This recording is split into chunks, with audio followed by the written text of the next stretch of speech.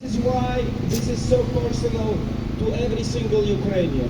To gather here and we ask more people to come. When we have big events, we have bigger numbers.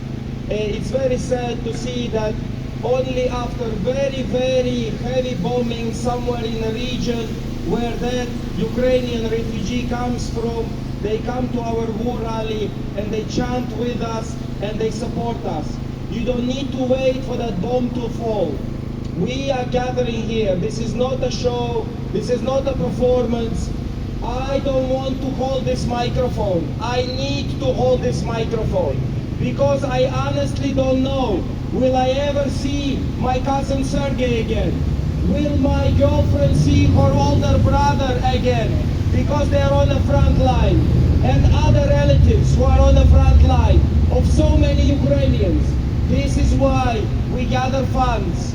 And as we said many times before, you don't need to believe in any government, Ukrainian or any other government. You don't need to believe in any charities. But please, if you want to help, if you really want to help, find any Ukrainian. Ask, do you have anyone on the front line? First question. Second question, do they need anything? Winter boots, summer boots, raincoat. It can be a camouflage poncho, a raincoat. It can be one more pair of socks. It can be an SD card to hold the maps of Ukraine that they are trying to protect. This is what I did last year in December. And I say to my cousin, do we need anything else? He says we need more people and we need less bureaucracy. When you help directly, there is no bureaucracy. We had Maria Berlinska last week with us. She says that she is doing it as an independent charity because it's quicker, because it's more efficient. And she says, if any of you Ukrainians, we recorded some of it, not all of it, but she was explaining to us that in 2022 in spring, she was in America and she was in a coffee shop and she was on the phone with Zaluzhny and she was taking notes what we need, because American senators, they were saying, your government gave us one list, your defense ministry gave us another list. What do you actually need? Because those lists are different. Ignore bureaucracy and politics. You can ignore charities. Just help directly. Last year I had the absolute privilege and honor to meet on a coach to Oxford a lady called Jaime who went 6 times. 6 times in last 2 years she went to Ukraine. She would gather money. Last time I think it was 16 or 18,000, and she builds 2 temporary schools in Kherson region. She gathers money with her friends. She buys what she can. She goes from here to Holland, picks up some medication. She picked up one Bulgarian volunteer, gave 2 bulletproof vests to 2 of his friends. They met before the war on a football match. They were in opposite teams, but they became friends. War came to our country, yet he did not forget his friend. Have a look online, how much are those bulletproof vests? Some of our volunteers and people who come here, they can spend up to £2,500 on a gear for 2 people. This is how expensive it is. And this is why we gather here, because this is expensive for us. We are paying the highest price. It's not pounds, it's not euros, it's not rubles. It's Ukrainian lives, lives of our defenders. And this is why every single war rally, one of the most important parts of it, is honoring the lives that got slaughtered by Russian scumbag terrorists, invaders and generational war criminals, which is undisputed historical fact, and many nations can testify to that in any court. And this is why we gather we honor the lives lost with a minute of silence for those Ukrainians who got killed by Russian scumbag terrorists. Thank you so much.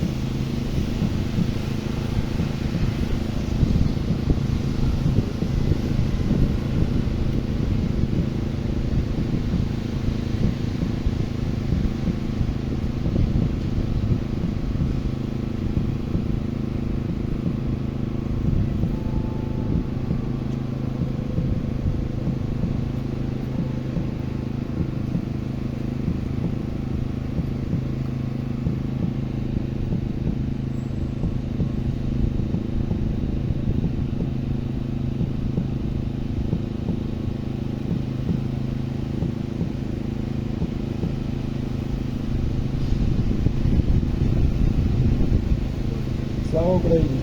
Героям слава! Україна! Понад усе! Україна! Понад усе! Україна! Понад усе! Нашим героям тричі! Слава! Слава! Слава! And this is why it is so important for us. And this is why we are so grateful for every single foreigner, especially those foreigners who join us that never been to Ukraine. Because after this war, we urge you, please come and visit our country and you will understand what country Ukrainians are giving their lives for. What future they want for their families and friends. Peace and freedom. Peace and freedom, this is nothing else. This is the only two things that we demand and fighting for. Russians have a very big list. There's no such thing as enough land for Russia. They can have more than 70% of their land with no central gas, or they have every, I think, 10th or 11th school in poorer regions. Most of it is poor regions. They don't have indoor toilets in schools, every 11th school. Maybe that's the answer to your question, why did they target more than 3.5 out of 12,000 schools in Ukraine? Maybe they're just trying to destroy our indoor toilets because they are destroying what they don't have. They are destroying our power stations so we don't have light and heating. This is what Russians do. This is what they did before in different other countries. They only attack you if you're weaker. They only attack you during the night because they are cowards. And this is why we emphasize that's how important it is for us that they free our Azov-style defenders and every single soldier that is in their captivity right now as a war captive right now. Every single child that they kidnapped in 2022, of which there is more than 19,000. We saved few hundred. Every single child that is saved, we get an update on social media and we rejoice.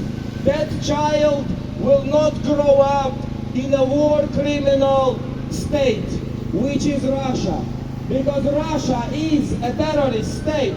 Russia is a terrorist state. Russia is a terrorist state. Russia is the terrorist state. More sanctions on Russia. More sanctions on Russia. More sanctions on Russia. More sanctions on Russia. No trade with Russia. No trade with Russia. No trade with Russia. No trade with Russia. And Europe did its best. It was 40+% of gas coming from Russia before 2022 invasion. Now it's less. I think it was around 7% or less. So the sanctions are working. More sanctions are needed because neighboring countries and some European countries like Greece and other countries as well, they are helping Russia to launder their money, to go around the sanctions.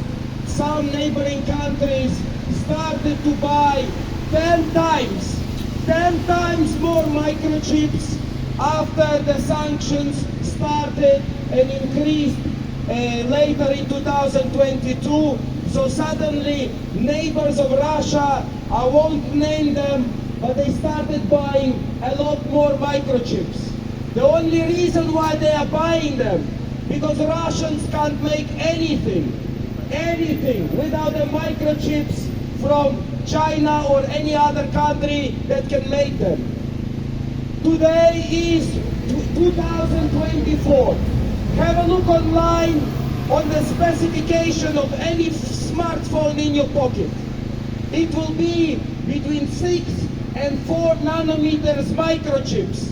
Russians in 2024 can make 65 nanometer chips. And they said they will make 35 nanometer chips in about 10 years' time. They can't make anything. It is not a bomb, they can't make it. The warship Moscow that we sank in spring of 2022, they can't make another one because it was made in Poland in the 70s. Those fighter bomber planes, the big one, the 12, it was 112 tons one. I forgot the abbreviation of it. They can't make it anymore because the first was made in the 70s and the last was made in 1993. The people who knew how to make it, they died from old age. They can't make the machines that they are killing us. But if you look at the description of those fighter bombers that can carry up to 12 tons of ammunition, that can destroy up to 35 football fields, which are next to the power station or that power station. They can bomb Novakhovka Dam and create one of the biggest ecocides in Europe. They will destroy anything they can if that equipment is still flying, and B, if that equipment can be loaded with as much ammunition as possible. Because Russia is a terrorist state. Russia is the terrorist state. Russia is a terrorist state. Russia is the terrorist state. Stop Russia, stop the war. Stop Russia, stop the war. Stop Russia, stop the war. Stop Russia, stop the war. Tribunal for Russian war criminals. Tribunal for Russian war criminals. Tribunal for Russian war criminals. Tribunal for Russian war criminals. No.